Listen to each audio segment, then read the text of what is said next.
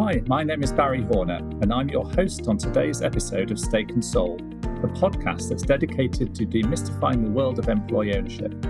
Stake refers not just to the financial or beneficial ownership, but also to the vested interest, the sense of responsibility, and the feeling of belonging that comes with being an employee owner. Soul is all about company culture, the values, the shared purpose, and the human connection that are amplified and shaped by employee ownership. Soul is the company's silent language. Join us for Series 1 as we sit down with business leaders and CEOs who have successfully navigated their journey to employee ownership. Chris brings a unique perspective to the world of business, having transitioned from a career in journalism and public relations to becoming a prominent figure in the employee ownership community.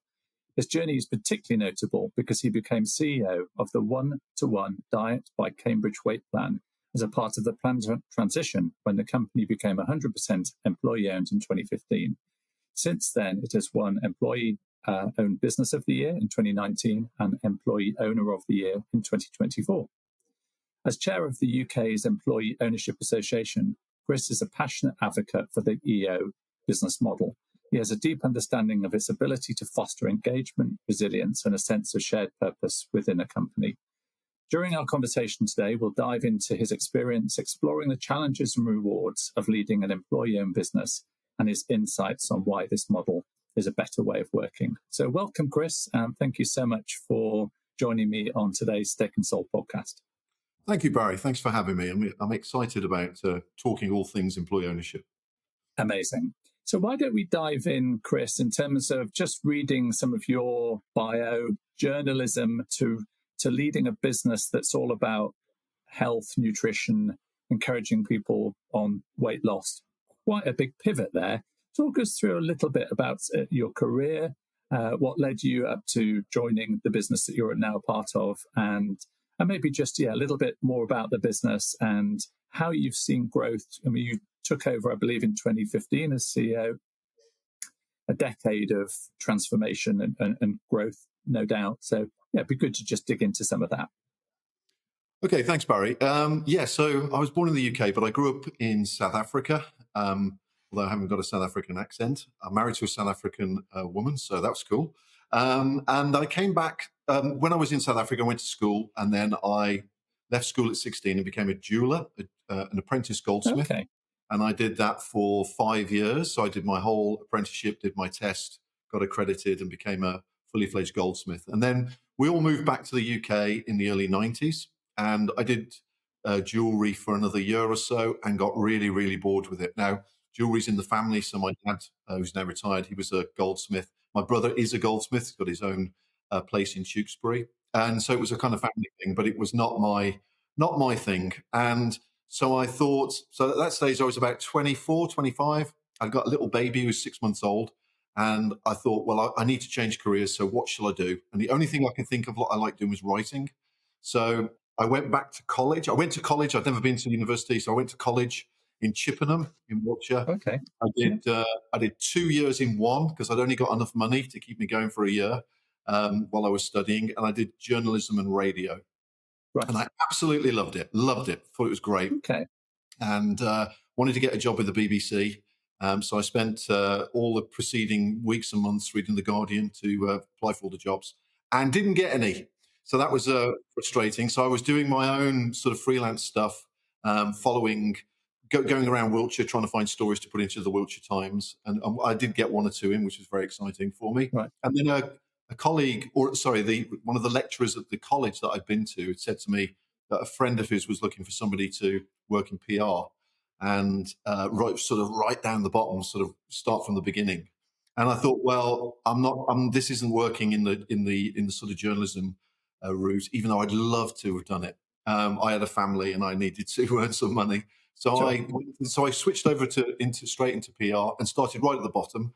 Worked my way up to becoming an account manager, working for a couple of agencies.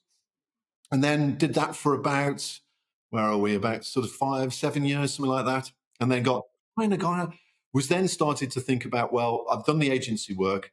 Now I'd really love to be able to do something working for a business on its own rather than going in and out of agency contracts. So you do so many hours here, so many hours there. And so I started to look for a job specifically in PR. And the Cambridge Diet job appeared in the newspaper because there wasn't really the internet. And I was super excited about it because I could see I was really bemused. I was excited and bemused because I couldn't understand why that I couldn't really find any PR about the Cambridge Diet, but I could see the potential Yeah. with the way in which it could help people to lose weight. So I went for the interview, really excited. I managed to get it, and I arrived in the business in 2003, and it was the year before the 20th anniversary of the company, which was set up in 1984. And part of my job was to try and get some PR for that, and also to try and get some PR for the consultants. So we sell our products via a network of direct sellers we call Right. weight loss consultants, and get them some publicity and some PR as well. And it took a while. It took a couple of years before I could match what we got here with what the media were looking for down in London. And by about 2005, we kind of all of those things sort of came together all at the same time. So stuff I was doing, stuff that other stuff that was happening, and suddenly the Cambridge Diet, as it was then, had a renaissance. And as it had this renaissance, it suddenly needed. I found myself in a position where I had to build a team around me because there was only me doing it. So I needed an assistant, and I needed a. Then I became a manager, and then I Right. needed departments and all this kind of stuff. So in the preceding sort of from 5 to 2000 sort of 9, 10. I kind of went from the PR executive to the director of marketing, essentially, Okay. Yeah. all Yeah. inside the company, all doing all of this extraordinary expansion and growth, and it was all very exciting. I became a director in 2010, and then I became the CEO in 2015. And during that 5-year period, I then was able to go and work as the international director. So we're operating in many countries around the world. So I got some experience in the international field, and was very fortunate to become CEO in 2015.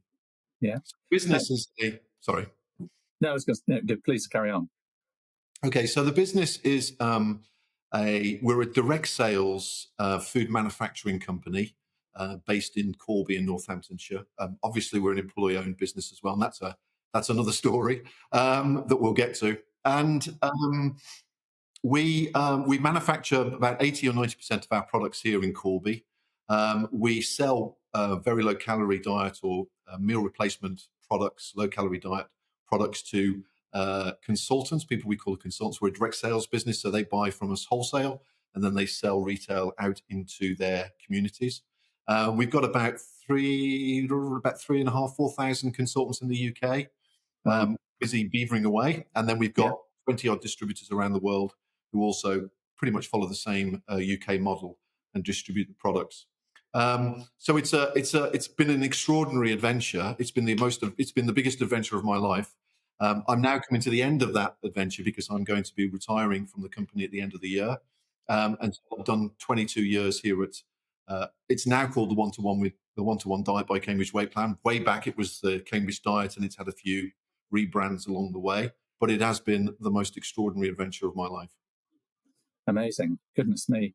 So how are you feeling? We'll come back into the business in, but how are you feeling about that particular change? I mean, it's as you say, it's been your sort of life's work. It's been something you've passionately enjoyed doing, but all good things have to come to an end. But that's not an easy thing, is it, to accept? No. How have you been mentally preparing for that? And yeah, well, maybe we'll start with that one. Well, I've been working on the succession plan, or a succession. Ever since I became a director, I suppose we've been talking succession one way or another. And certainly when I became CEO, it was always there. We're always trying to think about the future. We're always trying to think about what structures might look like. My own succession really kind of came into fruition in about 2022, 2000, yeah, about somewhere around there. And I started to think, okay, so how much more time have I got? How much more energy have I got? What will the business need? When will the business need to make a change? And then the beginning of this year, I had a really interesting conversation with my wife, and she said to me, you've kind of climbed all the mountains you want to climb, and I've been very driven, and I think this is one of the things I might talk about later about imposter syndrome. But I've been very driven to climbing and to Right. keep going up those mountains, keep going those hills, get to the next one, then get to the next one, get to the next one. And she said, you really just don't have to climb any more mountains. You've climbed enough mountains. You've done what you needed to do. And that kind of gave me permission to sort of think about, okay, so there are more mountains to climb. Do I really want to climb them? Do I feel like I've got the energy and I've got the drive to do that? Or is it now time to bring somebody new in to take on these new challenges? And I had to have a very strange conversation with myself, because as the CEO here, there's not a huge external pressure on me to go. Well, there wasn't any external pressure for me to go at all. So it was very much a weird conversation where I had to have a conversation partly as Chris, the individual, the person, and then Chris, the CEO. And it was like, what does the business require from the CEO going forward? And Chris, are you, the individual, able to give what the business needs? And I had to be very honest with myself and realize that no, I'm not the right person. This isn't the right moment at the right time for me to take on the next mountain, whatever mountains there are to climb. It's time for somebody else to take on that challenge. And after 10, 12 years, oh no, 10 years. After 10 years of being the CEO, I can feel my tank sort of slightly going down, and it's taking long to fill up. And it's like, okay, have I really got the energy and the passion to take this forward? Does the business require somebody that can give an absolute 100%? And I feel that I'm not going to be able to do that. I can feel it sort of start to slow down. So it was like, right, seize the moment, don't mess around. Let's get everything into motion as quickly as we can, so that we can make the transition as smooth and as painless for everybody as possible. So, and now I'm going through this really weird phase where I'm reminiscing on things that I've done, which I've never done before. It's been very interesting. It's been a real cathartic experience for me. So, I mean, that's really interesting, and it very much mirrors. I mean, I did the CEO transition for Paradigm Norton in April, and have gone through exactly the same process as you had, having become employee-owned in 2019. There was no external pressure on us to make changes, but I just got to the point, having set the business up in 2001, of thinking, am I the right person to lead this business for the next decade? And concluded that I wasn't. So we went through the process of finding someone, and maybe we'll jump into that in a minute in terms of what you've done about that. But just winding the clock back a little bit, we really helpful to get the intro into the business. What was the catalyst for the change in 13, 14 that led into becoming employee-owned in 2015? What was because it doesn't sound necessarily that was a succession issue, or was it? What was the catalyst, and what were the options that you looked through at that time? Well, it's interesting because I'm employee ownership came to me, landed on me rather than I went searching for it. Yeah. So okay. it actually started back in, I suppose it started really in 2005. So in 2005, the three directors who were running the business bought it out from the academics who set up the Cambridge diet and invented the Cambridge diet in the 80s.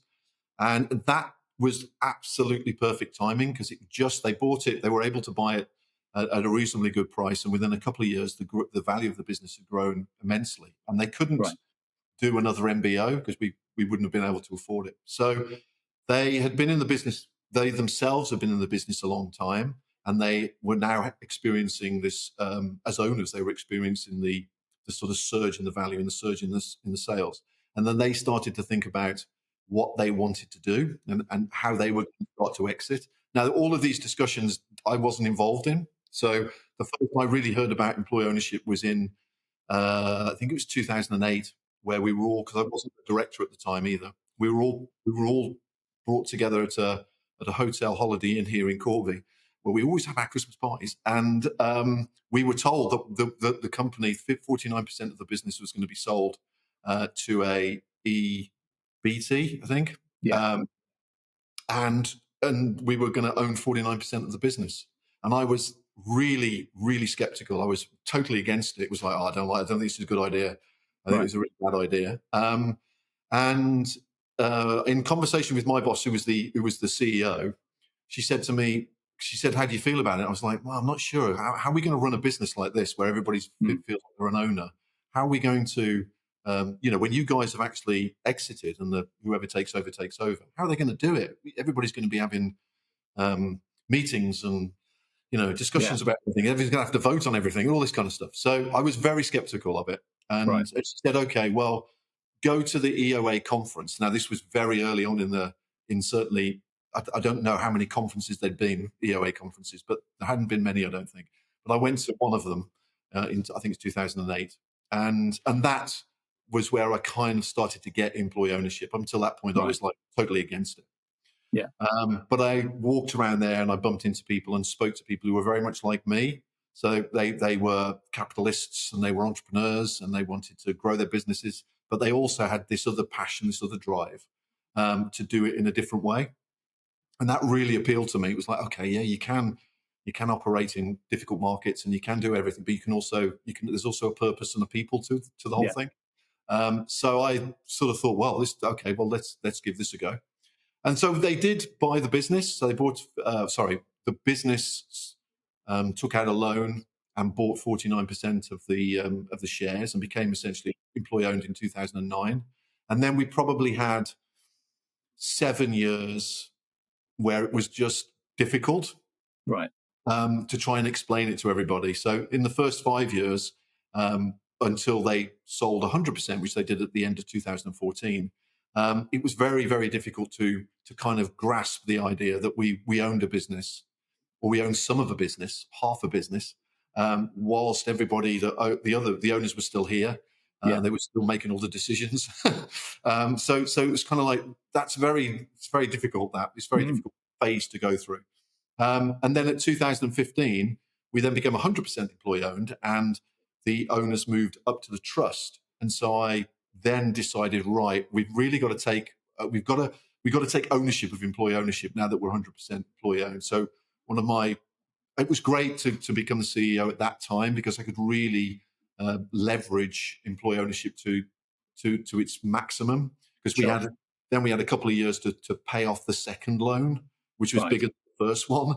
And so I just drove very much the business in terms of, we called it Project 18. And the idea was, we want to pay these loans off before 2018 as quickly as we possibly can, so that we And was the can. business doing quite well around that time? Yeah, it was doing great. Yeah. Yeah. So you were sort of on plan to be able to do that.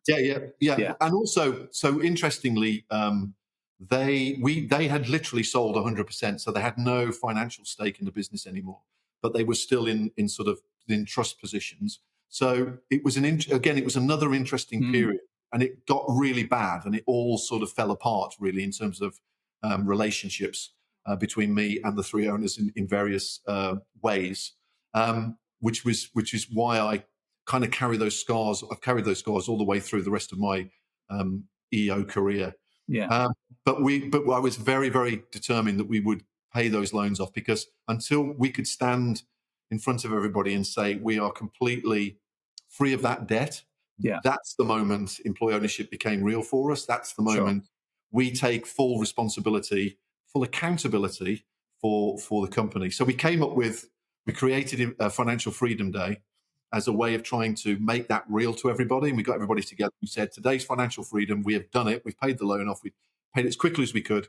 And now from today onwards, 2018, everything that we do is on our shoulders. It's no one else's fault. No one to blame. There's no one telling us what to do. We stand and fall on our own decisions. So that really was the moment it became absolutely real for us all. If it's okay to go there, what was the learning from the process of parting ways with your previous business owners? What would you do differently, if you're able to share any insights on that? I think what I'd do differently. I can't get into the details No, too much. sure. What I would do differently is I would have a much more robust governance structure right from the start. So Okay. it was very much, my boss, who was the CEO, she was my mentor, and she had taught me everything. And I absolutely respected her and really liked her. And so when we made this transition, we didn't really write very much down about what I was going to do, what she was going to do, how it was going to work, how all the dynamics were going to work. What was the trust responsible for? What was the business responsible? All that sort of stuff. And we've had a couple of governance issues. We had a big one there, and we had a smaller one a little bit later on, that really forced us to say, right, now we've got to sit down with the trust, with the executive board, and we've got to create our own governance matrix because we can't keep the trouble we were having was that it was individuals and individual relationships and individual stuff was going on, and it needed to be codified in something that everybody knew, where everybody knows exactly what their role and their position is, and also where is the center of gravity for power within the organization, because that's a big deal. So we've done that. We did that a couple of years ago, and that's made a big difference. So my learning would be we should have done that right at the very beginning. Right. We should have gone, right, okay, we need to codify how this is all going to work. Forget the people, forget the characters, forget the history. Yeah. How are we going to do this? Imagine that they're just functions, they're not individuals. How are we going to make all this work? So that's what I learned from that experience. Right. Well, was there anything within the corporate governance structure? We have a powers document that talks about approval rights, where as a business, we've just got to inform, consult, or approve. We have a board, main board, which I now chair. We have a trust board, and then we have an exco, which Philippa, who's taken over from me, runs. That's the day-to-day business. So we sort of put that in place fairly early doors. We got it a bit wrong, I think, in that we put too many people on the trust board and people that didn't have much experience. And certainly in 2019, some of those that were perhaps in the financial planning area of the business suddenly got a letter from Companies House saying, congratulations, you're now a director of a trustee company. It's like, wasn't sure I'd signed up for that. Was it around those areas? Is there any specifics that you can go to that isn't confidential around, now we've got this in place, that explains everything. That helps us iron out that friction that perhaps you had before? No, I don't think so. So I think what the governance did was it made, because we didn't have a governance structure, untangling the conflict was very difficult, and trying to work our way through the conflict was very hard. If we'd have had a governance structure that was very specific about where decisions are made, who informs who, who needs to inform, who's to consult, it would have been so much easier. We didn't have that. We just had our articles and a really loose sort of set of basically an email to me saying, this is what I think you should be doing. And so when it became into conflict, that was a real battle. And if we had a more robust governance structure, it would have been less a huge, terrible, draining emotional battle. It would have been easier to navigate. To navigate and to sort of, work our way through. Sure. So in 2015, you have your sort of second phase of becoming owned by the trust. But then it was 2 or 3 years later that Financial Freedom Day comes along, and you've said that it was really at that point that everyone went, okay, I get this now. It does feel like we are fully employee owned. What did that intervening period feel like? Did it feel like we're neither one thing or another? And it's interesting because we're a way away from Financial Freedom Day on the basis that we became employee owned in 2019, and then we all know what happened in 2020 and 2021 with COVID.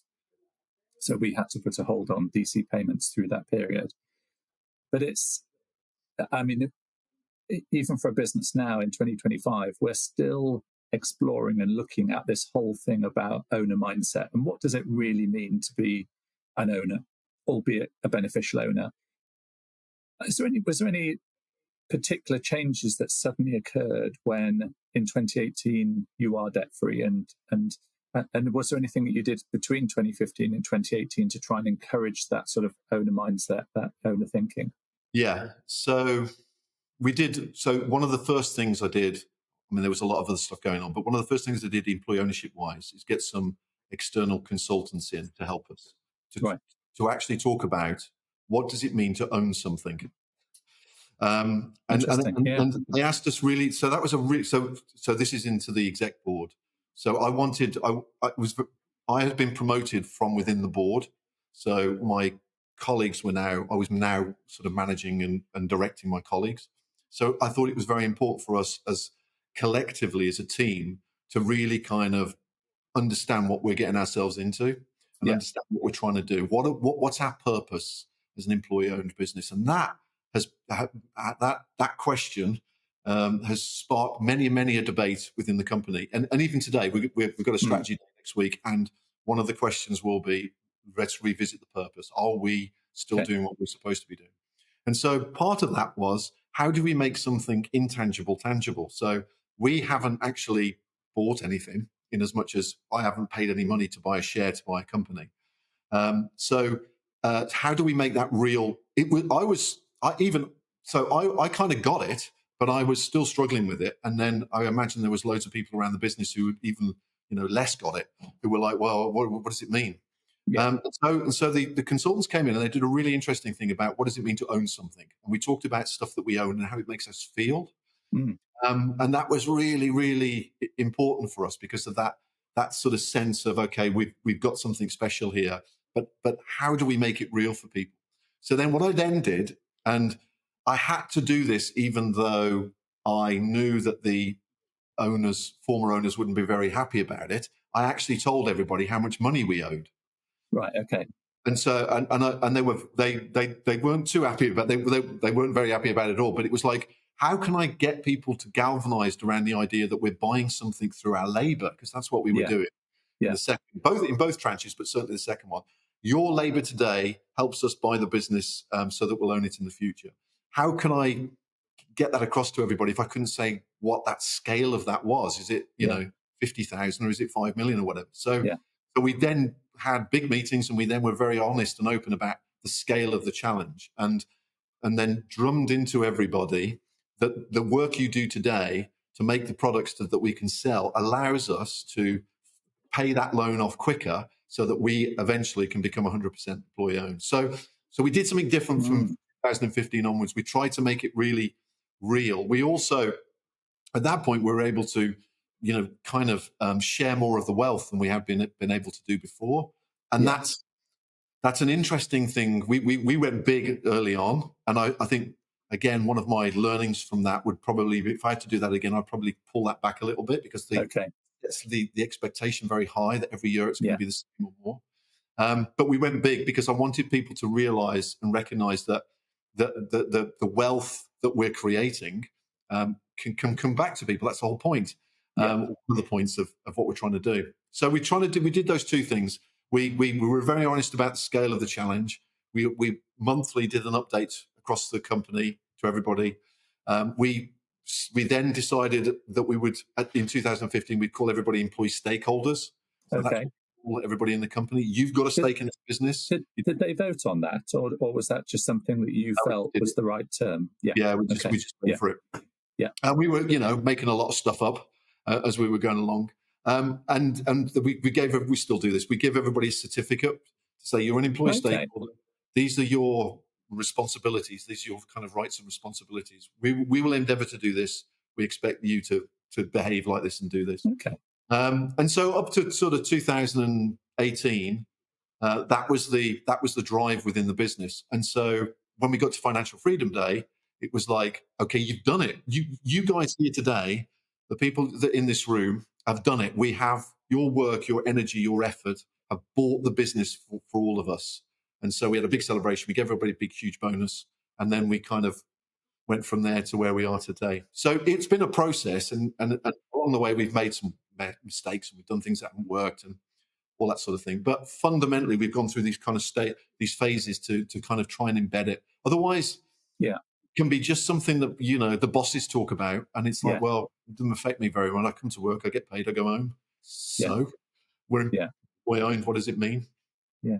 There's a couple of areas I think we could jump into as a result of talking about that owner mindset. One is around transparency. So you were talking about being much more public or transparent on the numbers. What do you do now? What level of, in an employee in business, what level of transparency do they have in terms of numbers and key metrics across the business? And how do you communicate that? And what would you, I don't know if there's been any learning for you along the way. Have you changed things? Is there any particular, I definitely wouldn't do it this way or would do it that way? Yeah, well, so we have, we've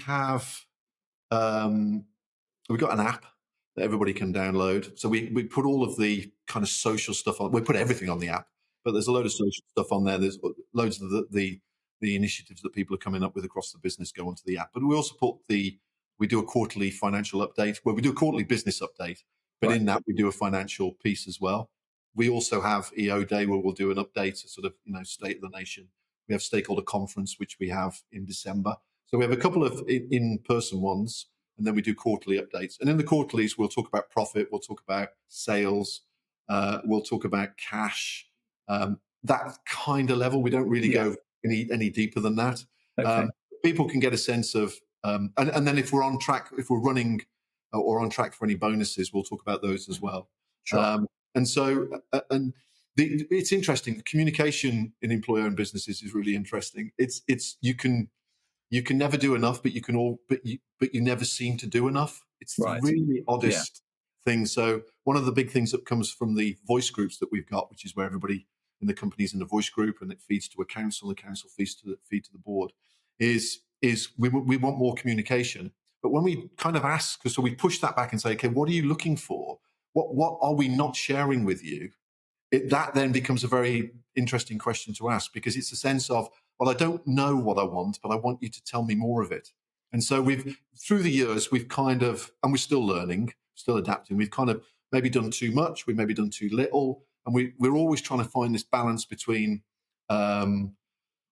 sharing information about where the business is, but not sharing too much information because of the commercial sensitivity and the nature of what we're trying to do as well.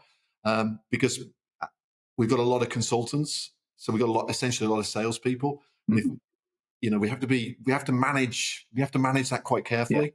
And so we're kind of always trying to find this balance between striking the right balance. Obviously, when we're face to face with people, so EO Day, and then stakeholder conference, which is only a couple of weeks, we can be a bit more.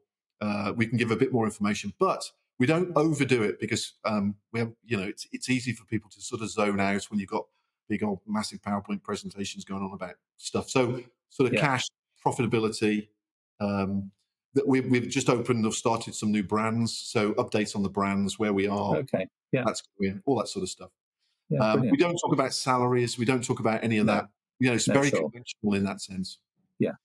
Okay. That sparked a train of thought around.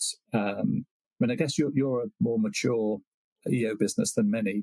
Most of the firms that I'm chatting with and are on the podcast are nowhere near Financial Freedom Day.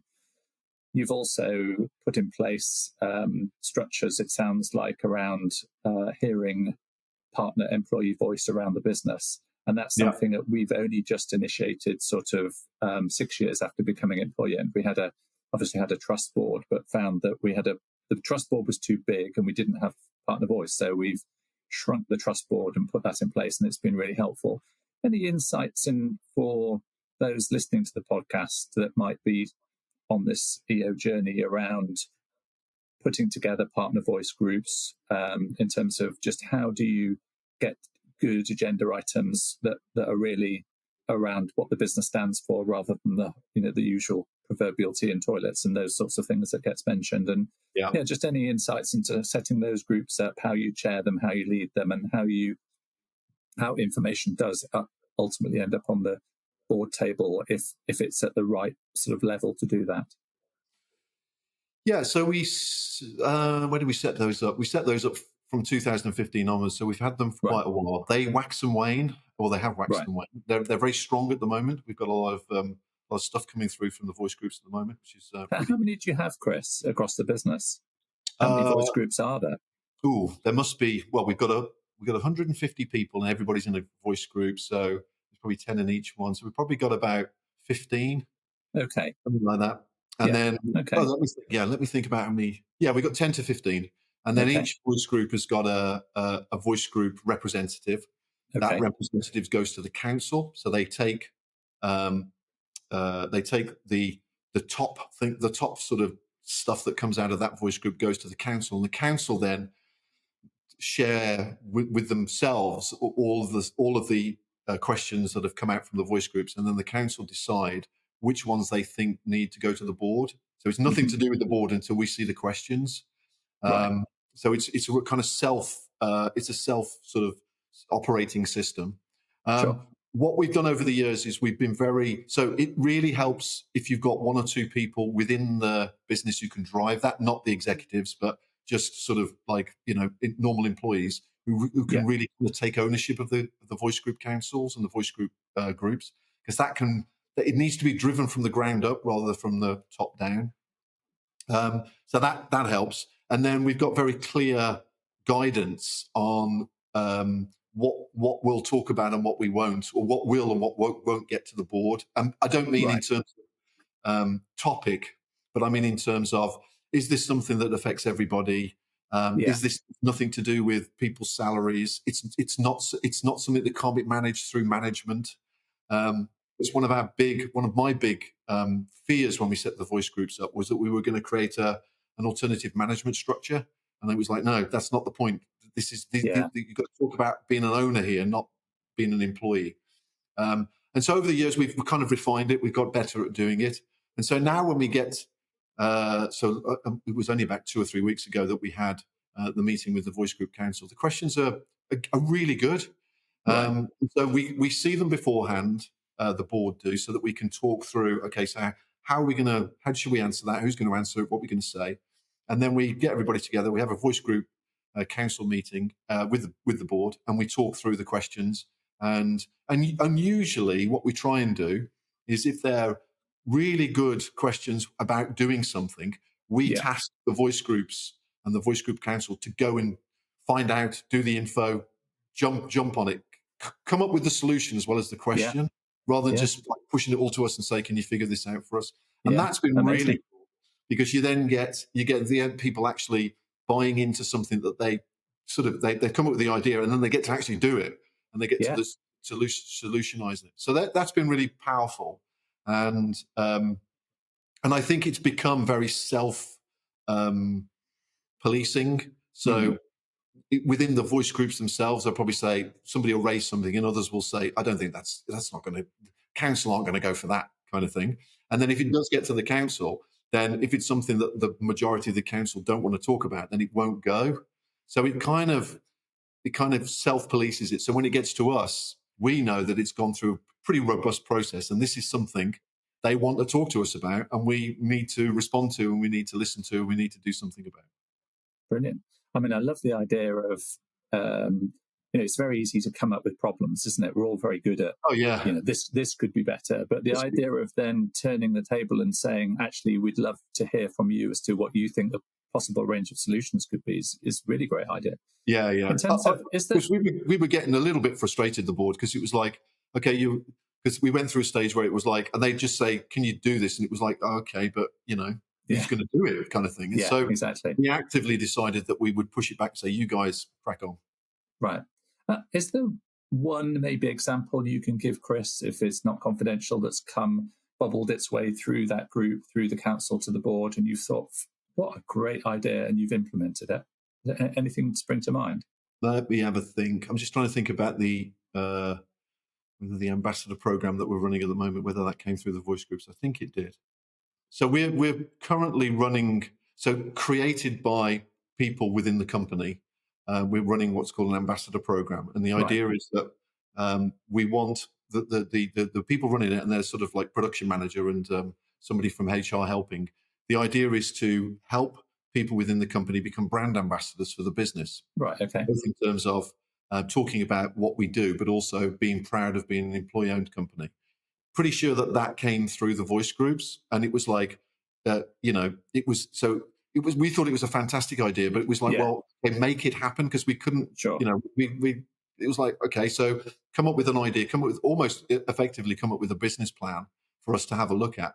And they did, and it was absolutely, we've rolled it out, and it's running great guns, and it's doing things like self-confidence, presentation skills, all the sort of things that people on the shop floor potentially have got, potential challenges with. So that's something that came through. There's been a lot of work that we've done in terms of cleaning the site up and doing things around the site that have originally started in the voice groups.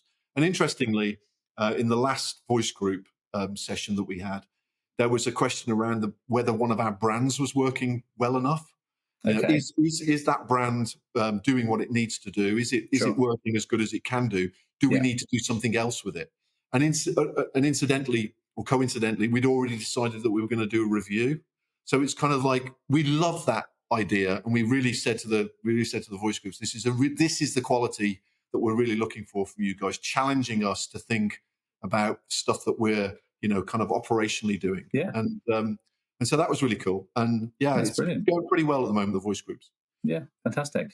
I mean, clearly, as a commercial business, there will be lots of metrics that you measure around typical sort of balanced scorecard metrics around profitability and people and stuff. But are there any particular metrics, and it's something I'm just looking at the moment in our business, that you track around partner satisfaction, almost thinking through back to the earlier conversation around thinking like an owner? Is there any way that because you're a more mature EO business than many, are there any ways that you've sought to measure your success as an EO business? So over the years, we have done various surveys. Right. One of the ones that comes out, one of the ones that gives us quite a lot of feedback is Investors in People. So we're an Investors. Right. Okay. And so that has been very useful for us. We've also, I think, probably pre-COVID, we did a big piece around the values piece. So we recreated the values, and as part of that, we looked at what does ownership mean? What does it? What does the business mean to you? What we don't have is a sort of number to say that the scorecard is that 75% of people regard themselves as employees. What we don't have is that. Okay. We've tried various things along the way. I think at the moment, because we're so challenged with the market that we're in, a lot of the kind of sort of exec energy is being spent outside, trying to remedy some of the challenges we've got, and we've probably we're probably not looking as much inside as we have done in the past. Sure. Yeah. For various reasons, but Investors in People is a good one for us because it gives us we've been doing Investors in People for 20 years or so. So that gives us a nice benchmark to how we're performing as best as we can. It's not specifically EO. No, sure. No, but probably great insights.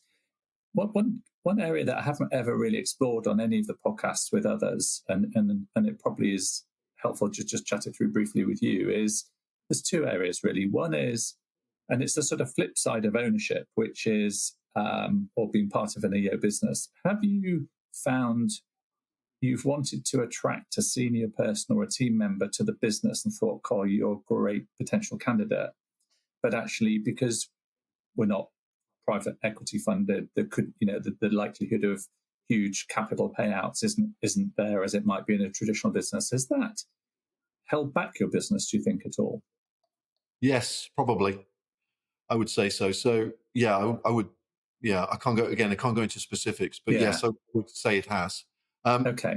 To the extent that we probably don't even bother looking for that. When we put out our pitch, our stall, we're very, very specific about what we can offer.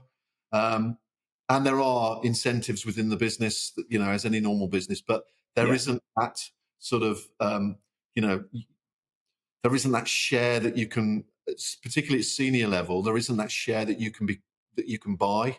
No, sure. I think that's been, it's been a challenge that we've kind of thought about and wrestled with internally anyway. But certainly I think it means that we've probably not attracted. We haven't even had the opportunity to have a conversation with some people because they would have been looking for something completely different to what we can than we can offer. Yeah. And another area, again, which I haven't particularly covered, but is an interesting one, is you treat people like an owner, they feel like an owner, and therefore what does that mean to them if things are not particularly working out as an employee or as an employee owner, and where you have to have hard conversations with some of the team members, which I guess in your business and in our business inevitably at some point you have to have. How have you navigated that one? And do you think it's more difficult to have those robust, challenging conversations with employee owners because of this employee-owned philosophy? I think there is I think in that sense, you have to be quite, certainly from sort of CEO level, you have to be quite strong. Yeah. What I mean by that is that the business success of the business has to come first, Sure. and I think so. I think when you have to have those hard discussions and you have to make some hard decisions, we try and explain it as best as we can. We try and this is where comms are really, really important. But we can't. We can't keep people just for the sake of keeping people. If we need to make some redundancies, we need to do some Yeah. changes or structuring. We've got to do it, and yet it's the really hard thing to do because you're doing it to somebody that's an owner of the business. And so I think the very first time that happened, which was a few years ago, it was really difficult. We did it. None of us enjoyed it. Well, you never enjoy it, but it was particularly hard to do. What Hmm. we came out of that experience saying to ourselves is that we did it with integrity, we did it with honesty, we tried our best to do the best we could for people that we were going to have to let go. And if we have to do again in the future, we'll try our best to do that. But business has to evolve, adapt, grow.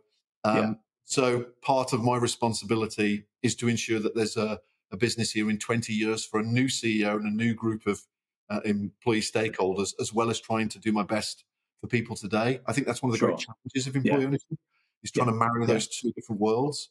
Yeah. But I could see how if you weren't really strong about it and you weren't really determined, you could defer making some of those tough decisions Yeah. or hope Yeah. that things are going to change so that you Yeah. don't have to have that conversation with somebody that you've spent a long time saying, well, this is your business as well as mine.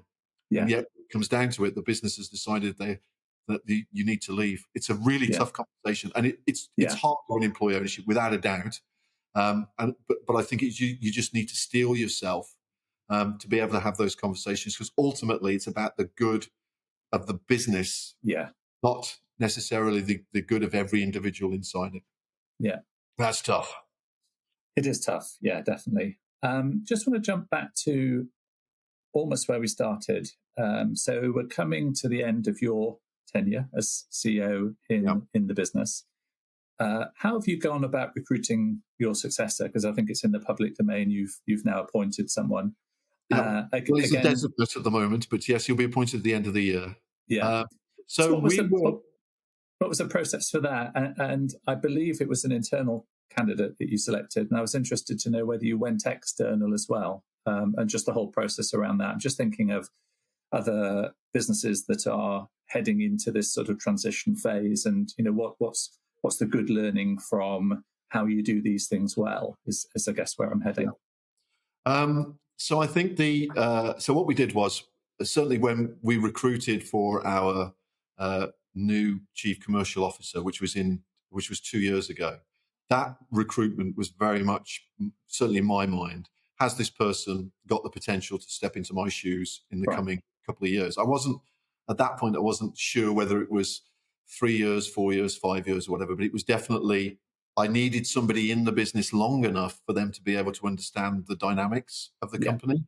Um, we've got a very big external consultant workforce or sort of independent businesses that rely on Yeah. us and we're a very, very people orientated company.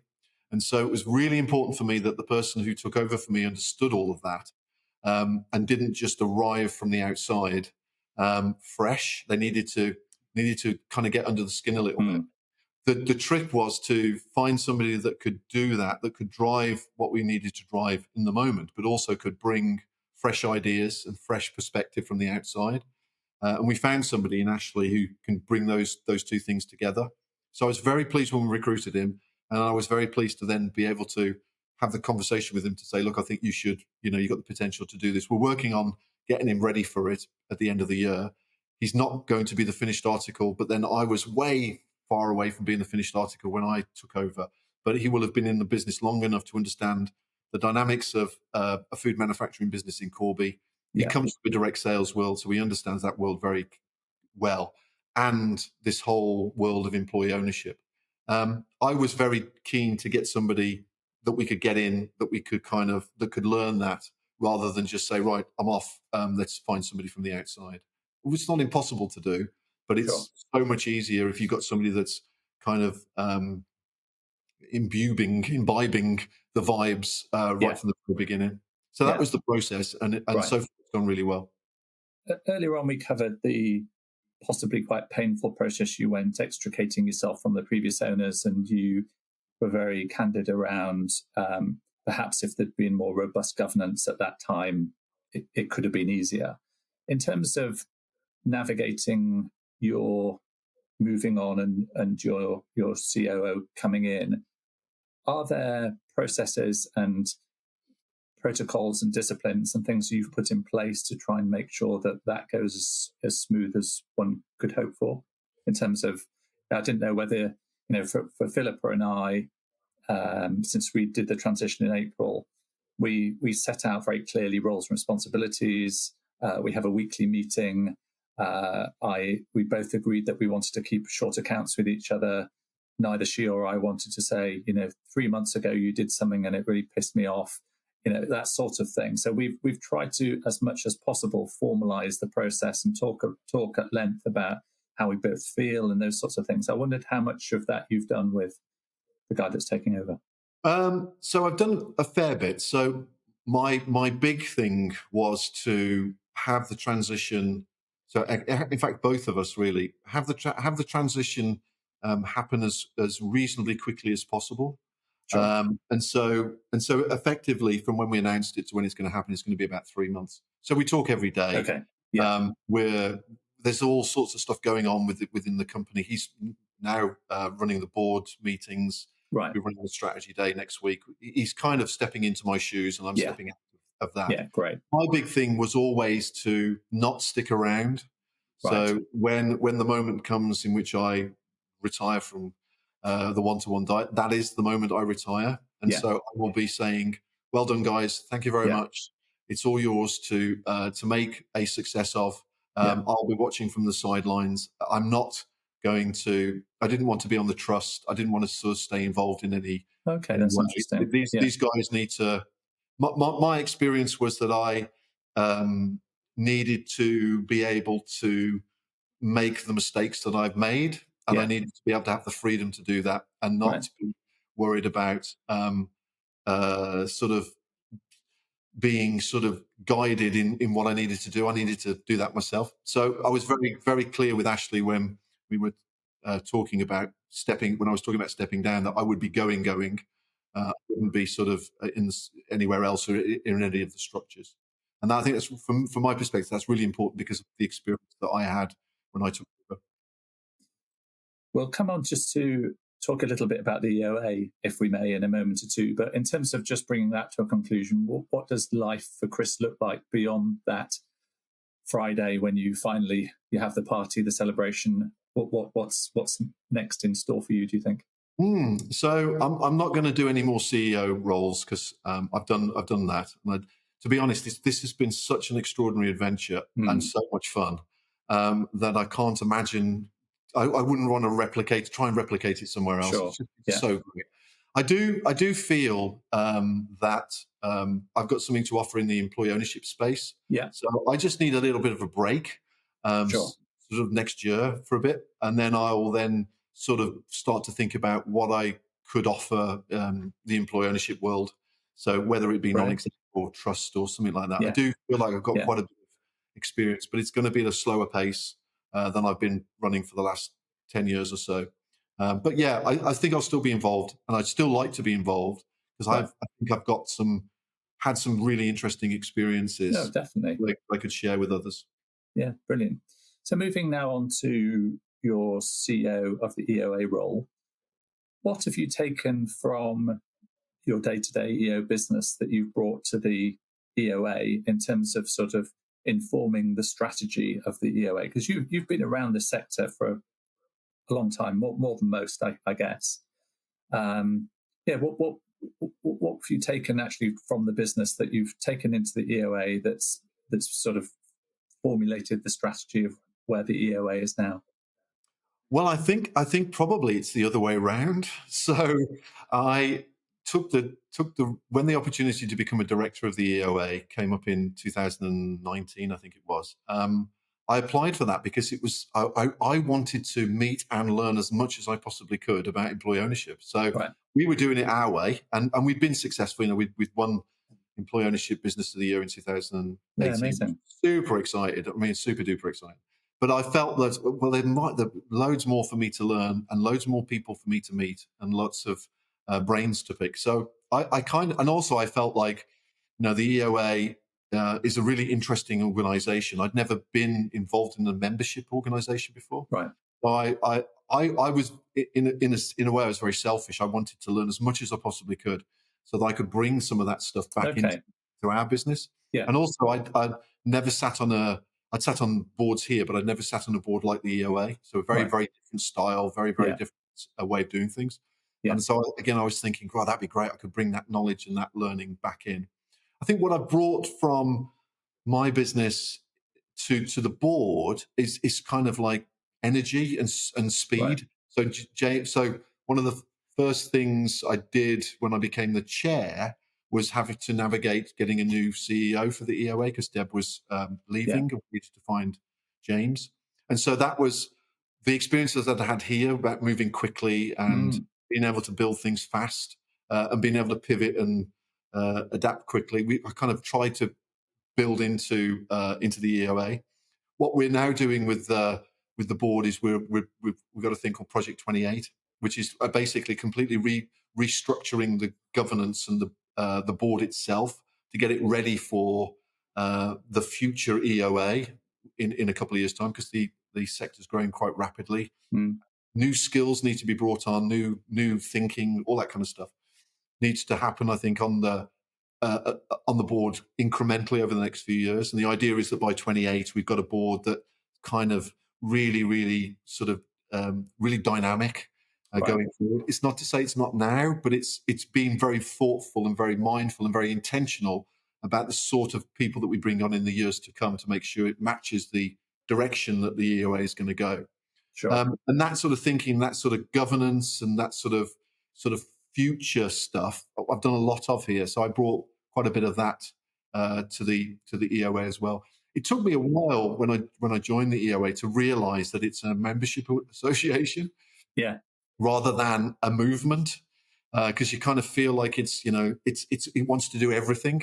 It should be trying to do everything, but being on the board and realising the constraints and the challenges, you realise it's a membership association that needs to, it needs to deliver value to its members firstly before it does anything else. And that's been a very interesting experience to go through. Yeah. In terms of the world of financial planning is often considered, or for those that are within it, it's like the best kept secret in the world. We get clients that come along to us and say, "Oh, I just wish I could have found you a few years ago." It's like, and then I started getting involved in the employee ownership community and realized, we really struggled when we were looking in 2017, 18 to find anyone that would talk to us about employee ownership. And it feels that it is another one of those best kept secrets. And for those that find it, they're hugely evangelical about it. What can the EOA, or what is the EOA doing in terms of promoting employee ownership? And I guess I always like a sort of call to action. What should we as EO businesses, or what could we be doing to help the EOA's mission in terms of just getting the message out to more people? I think over the last couple of years, the EOA has had quite a bit of success in broadening the message. The challenge is that it's still very niche, even though it's got some really, really interesting and very famous businesses within it. It's still regarded, I think, with suspicion. Possibly the way I regarded it when I first heard about it, it's like, I don't quite understand what that's trying to do. I don't quite understand what does that actually entail. I think when we get to a stage, and this is something I'm really passionate about, I think when we get to a stage where businesses are set up to start with as employee owned, rather than go through another way and then become transitioned into an employer. Interesting. Yeah. That would be, I think that will be the moment we start to really kind of get into the mainstream. And that really is about talking to younger people, young entrepreneurs, and people who are thinking about starting businesses to think about how to do it right from the very beginning, rather than, I'm going to build something in my garage, and then I'm going to create something, and then I'm going to figure out what to do. So I think there's that challenge. I think and this is something certainly the EOA and the board and the organisation is very mindful of. I think there's also it really helps if government buy into it. It really helps if you can get into those policy discussions. I know James, through the co-op setup, is doing that. I think that's really important.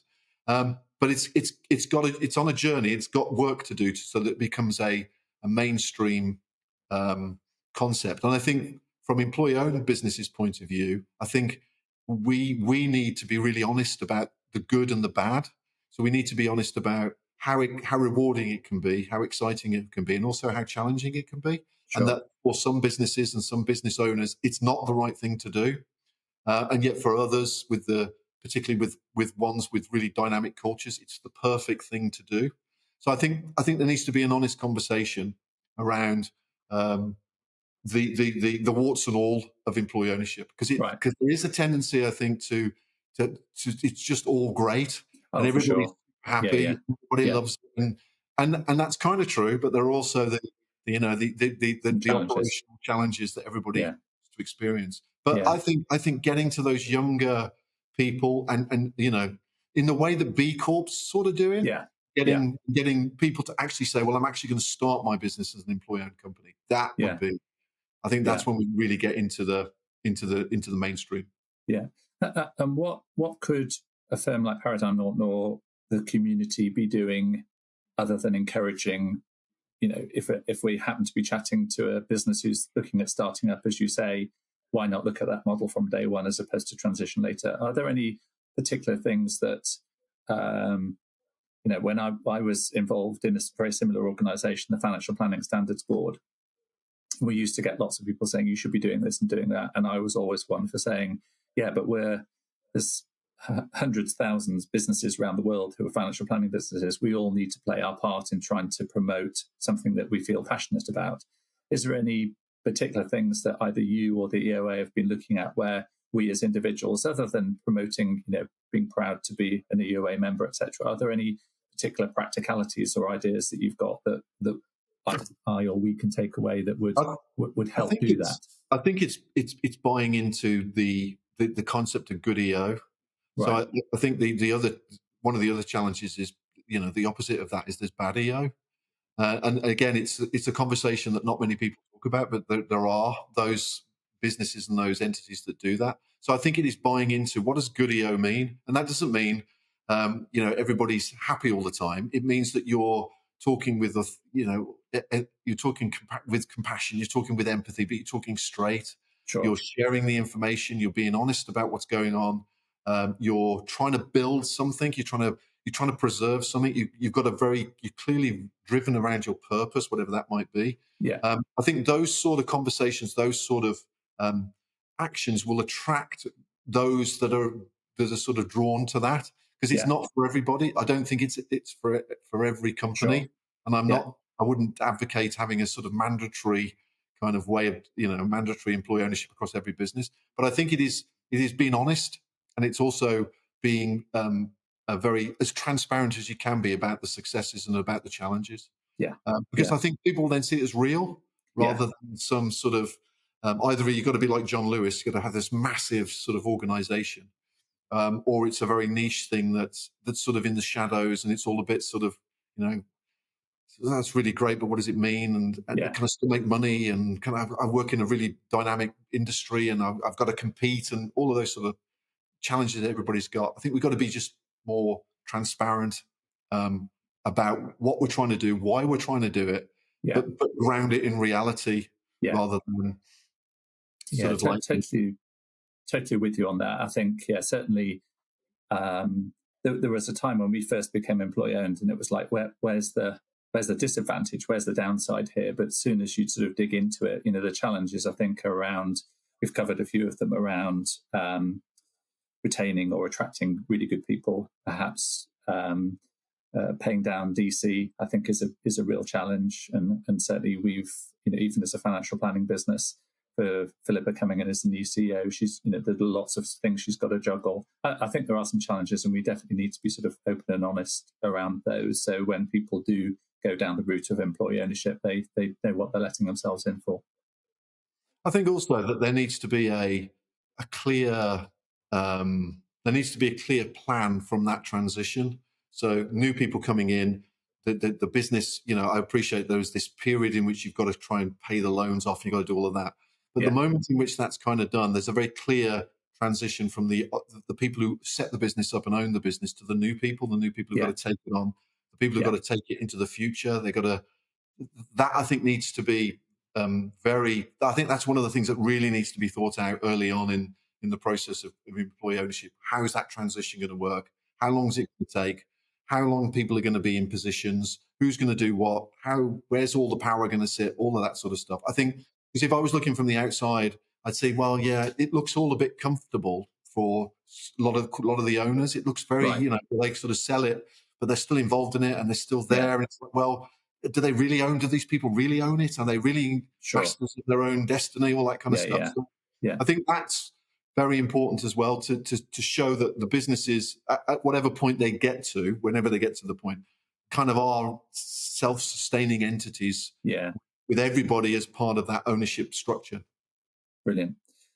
We're coming towards the end of the podcast. I've got a couple of quick fire questions, but is there anything else as we move away that you think, why didn't Barry ask that, or any other area that you think, either from your perspective as CEO of a EO business or as CEO of the EOA, that you think actually it would be really useful just to cover a particular topic, or do you think we've had a good chat through most of the issues? We've had a pretty good chat. Let's get on to the final bits and see if it sparks anything. Okay. So these are a few quick fire questions. So finish the sentence. Employee ownership is? Employee ownership is a journey, not a destination. Excellent. My biggest EO surprise was? That my biggest EO surprise was that you can do profit, you can do purpose, and you can do people all at the same time. Brilliant. I'm an avid reader. I had Simon Morton. No. He's written an excellent book on EO. He was my guest this morning, and so the next question is around every book that every business leader should read. But I said to Simon specifically, you can't promote your own book on employee ownership. I don't know if you're a reader. I've just finished reading a really good book, which actually if I see if I can get a copy sent out to you. It's called Don't Fade Away by Celia Dodd. From what you've described on the podcast, in terms of it's sort of how you plan for the next phase of life. So I'll make sure I bring a copy to conference or get that through to you. But is there a book, Chris, that you've read over the last couple of years around leadership or employee ownership or any sort of businessy type book that you think actually that was a really good one and then others should read it?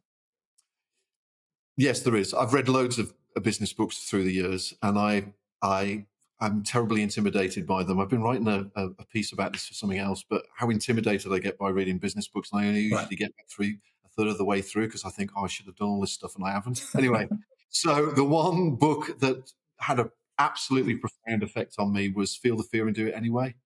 So I have suffered a lot through my career with imposter syndrome. Right. And that really helped me to recognize that imposter syndrome and feel it and experience it, and yet still be able to go and do what I needed to do. And until I read that book, I just thought some people could do it and some people couldn't. Right, and I realized that everybody goes through the same sort of anxiety. It's just how most people, how they manage that. Yeah. And so that book was an absolute sort of night and day moment for me, because it gave me permission to feel scared and fear and still be able to perform when I needed to. Yeah. But when are they all going to find out that I don't quite know what I'm talking about some days? Is that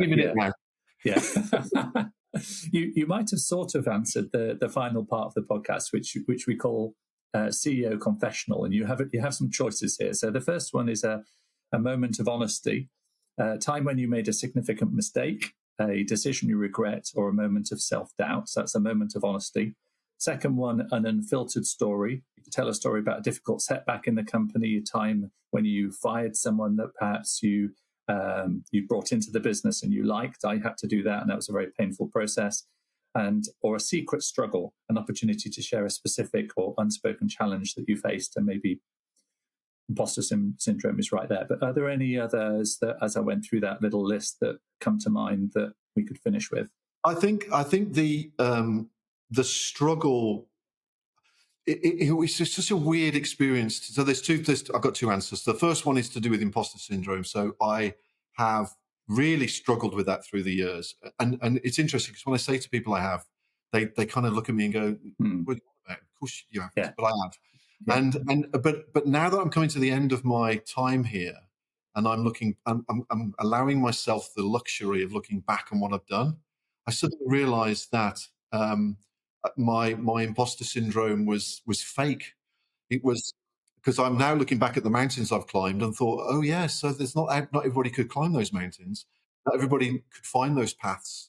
And sure, there were times when I went into valleys and got lost and stuff, but I did it. And only now that I'm finishing, as I look back, am I realizing, oh yes, okay, so imposter syndrome is a real thing, obviously. But now I realize that, because I always thought to myself, well, everybody could do this. All they need to do is put one foot in front of the other and climb the mountain. But now I look back on those mountains and the challenges and the routes, I realize that not everybody can do it. And that's been very enlightening. Give me a load of confidence, which is really weird. As I come to the end of my time with the one-to-one, I'm bursting with confidence about my experiences. The second if only one, you could have felt like that 10 if years ago. only I could have felt like that all the way through, it would have been good. And I don't know if that's true, mind you, because part of the reason why I kept going and kept wanting to climb those mountains, because I always felt I had to. I always felt the thing that I needed to prove to myself that I could do it. And now I look back on it, and it's like, yeah, I did. Anyway, the second one is the secret struggle, which has been around this decision to leave the business. So it's a very selfish thing for me to do. And over the years, I've really, really thrown myself into running this business and being part of it. I've sacrificed a lot of time, sacrificed a lot of family time to achieve what I've achieved. And this decision was, in a weird way, a really selfish one for me. It was like, no, it's time now to hand this over. It's time to kind of think about yourself. It's time to think about the family. It's time to give yourself some space. And that was a really difficult struggle that I had to have internally with myself. It's where I've got to now is great, but going through it was very difficult, very challenging, because I felt like I could still do this. I could still do this. And then there was another part of me saying, I'm not sure you can, Chris. I think it's time to let somebody else have a crack at all this. And that was a real struggle. And it had to be all in my head, because it wasn't anywhere else. Yeah. I'm a great fan of win-win. And what you've just described, though, I think you may have felt that it was a sort of selfish decision, but actually what you articulated earlier was the fact that actually what you genuinely felt was that it was the best thing for the business.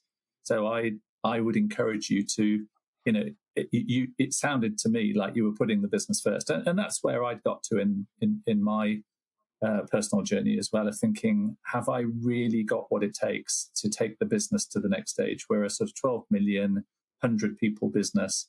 Can I, whatever the future revenue is, can I take it from 100 to 150? And I concluded, probably rather like you, that maybe my time was done. So sounds like it could be a great win-win. You get to a bit of your time back, a bit of opportunity to do some of the other stuff that you want to do, but also creates a wonderful opportunity for Ashley coming in to take over the business and take it to the next stage. And you can be a bit of a onlooker looking at the future success of the business. So yeah, it's going to be great. I'm looking forward to that. Good. That brings us to the end. Thank you so much, Chris. I've found our conversation hugely enjoyable, insightful. I think we'll do show notes. There's some really excellent little stories, little gems that weave their way through our conversations. So really appreciate your time, and whatever you do for your next 6 months, I'm sure we'll be keeping in touch on the EO circuit as you work out what to do next. So yeah, thanks very much. Really appreciate it. Great. Thank you, Barry. Thanks for the opportunity to allow me to talk about employee ownership. It's been great. Brilliant.